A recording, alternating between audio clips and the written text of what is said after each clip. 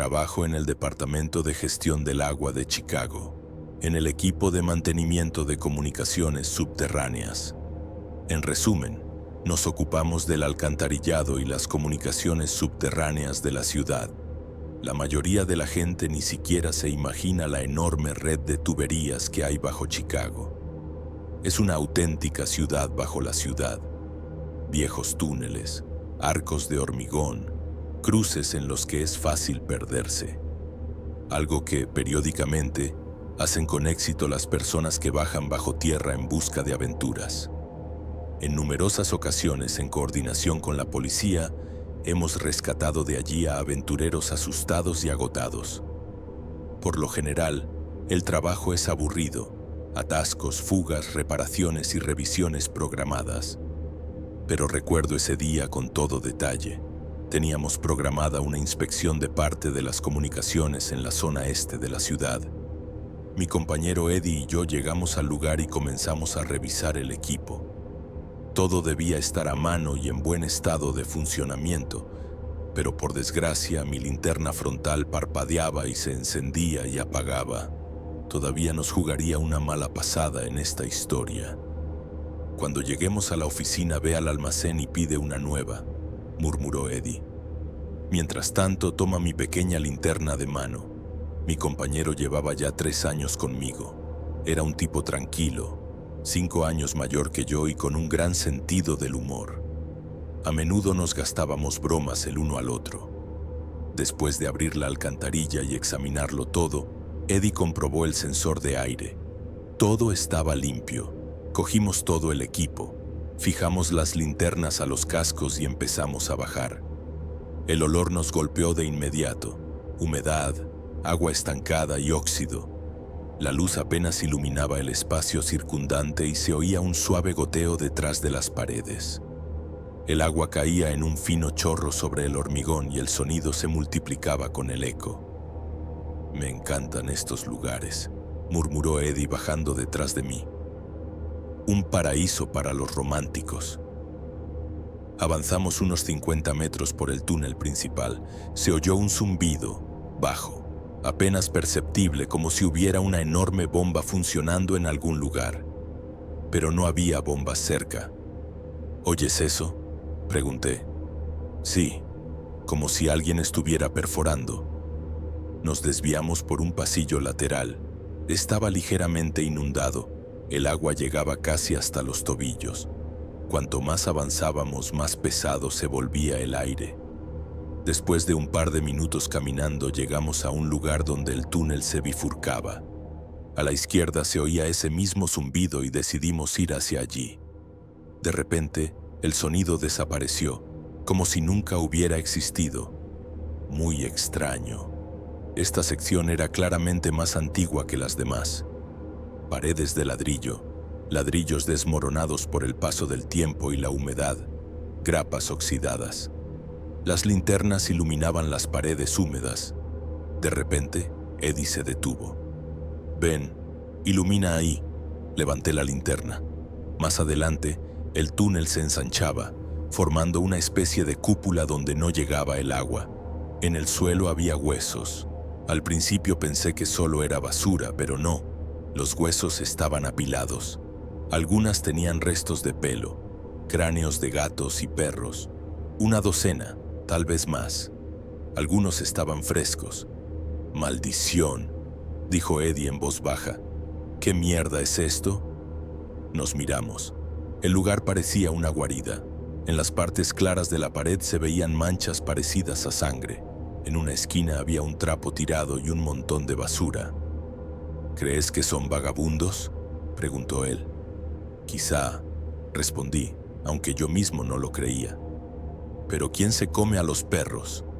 Nos quedamos en silencio, escuchando. De repente se oyó un ruido procedente de las profundidades del túnel. Era un sonido grave y sordo, como una vibración. Varios golpes contra el metal, luego el ruido de unas bisagras metálicas viejas.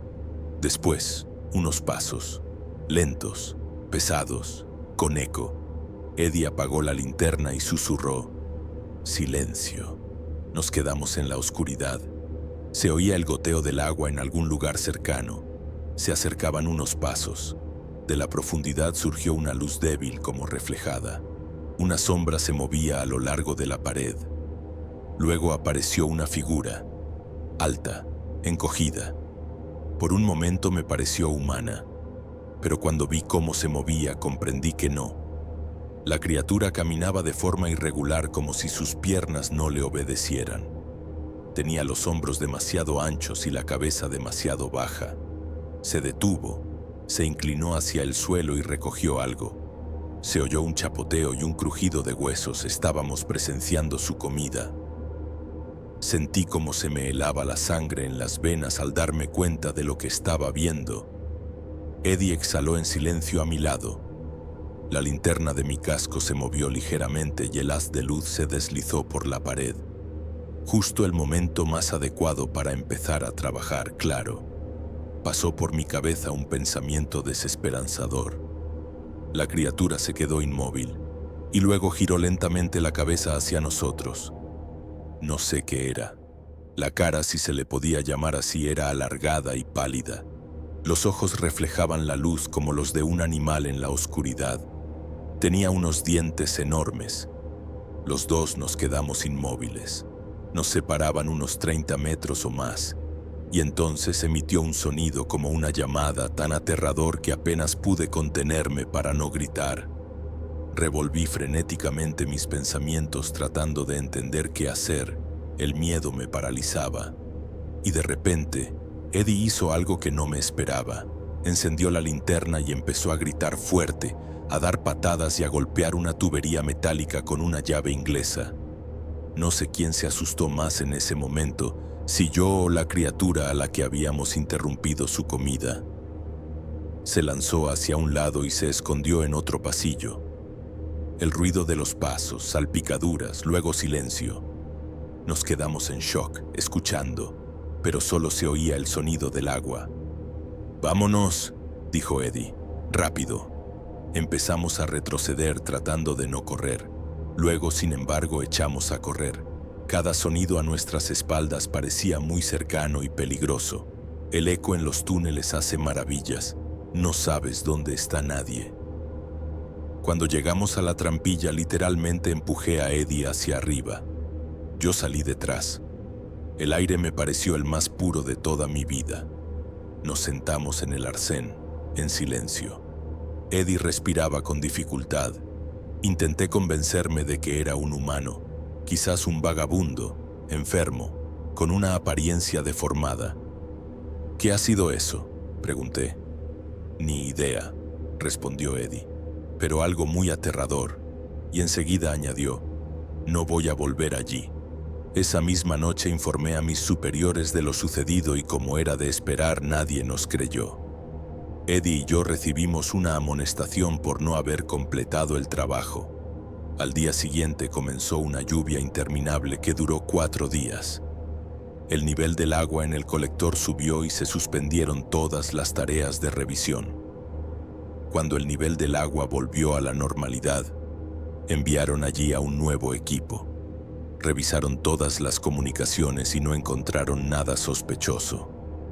Pero yo sé que hay algo bajo las calles de Chicago y que ese día Eddie y yo pisamos su territorio.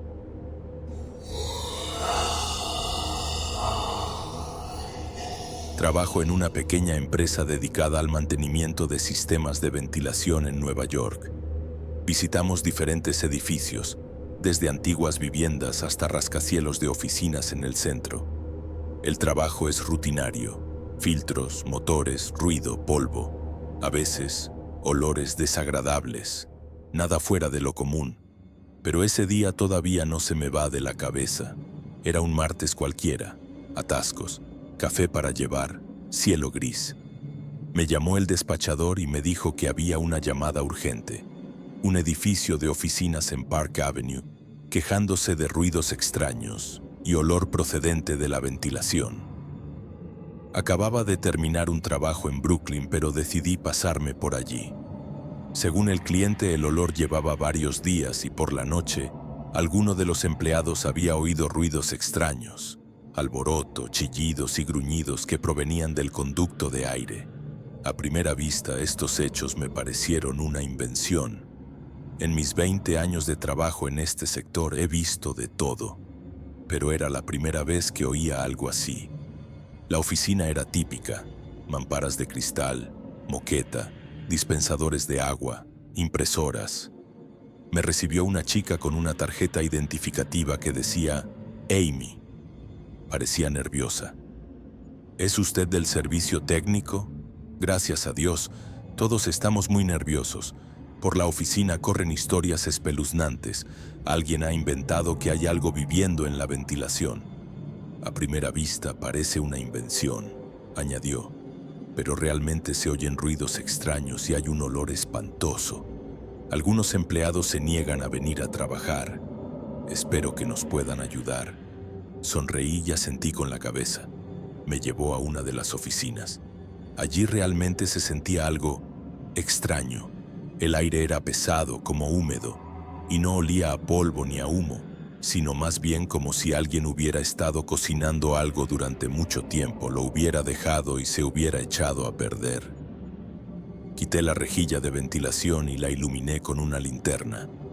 Dentro había un conducto metálico normal y corriente. La linterna se deslizó por las paredes y, al final, donde se dividía en otras 4 líneas separadas, algo llamó mi atención. Al mirar más de cerca me di cuenta de que se trataba de una especie de basura incomprensible. Saqué un gancho y saqué ese bulto.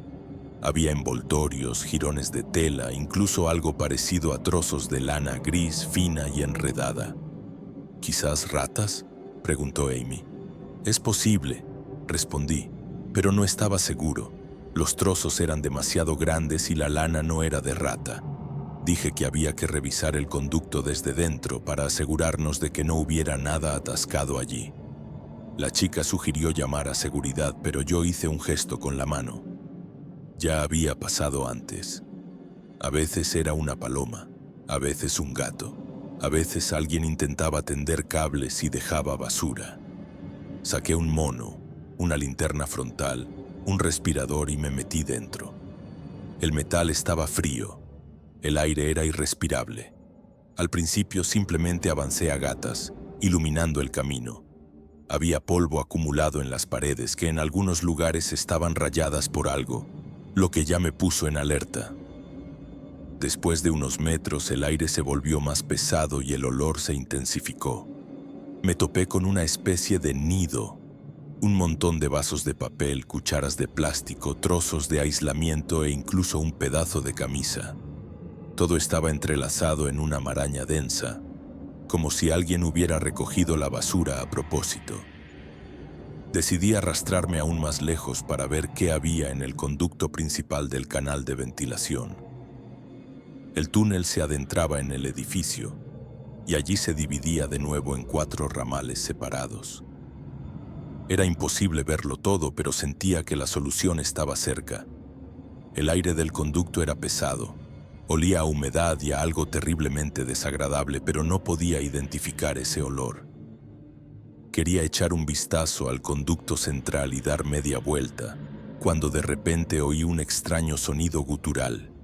Luego otro sonido, sordo, profundo, como si el metal se doblara bajo el peso, seguido de un chasquido como si se enderezara de nuevo. Me quedé paralizado. El sonido se repitió, esta vez más cerca. El canal debajo de mí se estremeció ligeramente. Alguien pesado se movía por el túnel unos 10 metros más adelante. Mi cabeza se llenó de pensamientos. ¿Quién más podría estar aquí aparte de mí? Y tan pesado como para que la ventilación se doblara bajo su peso. Una sola idea predominaba. Hay que volver inmediatamente. En ese momento no estaba para bromas. Era poco probable que pudiera escapar rápidamente del estrecho túnel, y no me apetecía encontrarme allí con algo desconocido. Encendí la linterna al máximo y retrocedí lentamente, tratando de no hacer ruido. El metal bajo mis codos crujía silenciosamente y cada respiración me parecía demasiado ruidosa.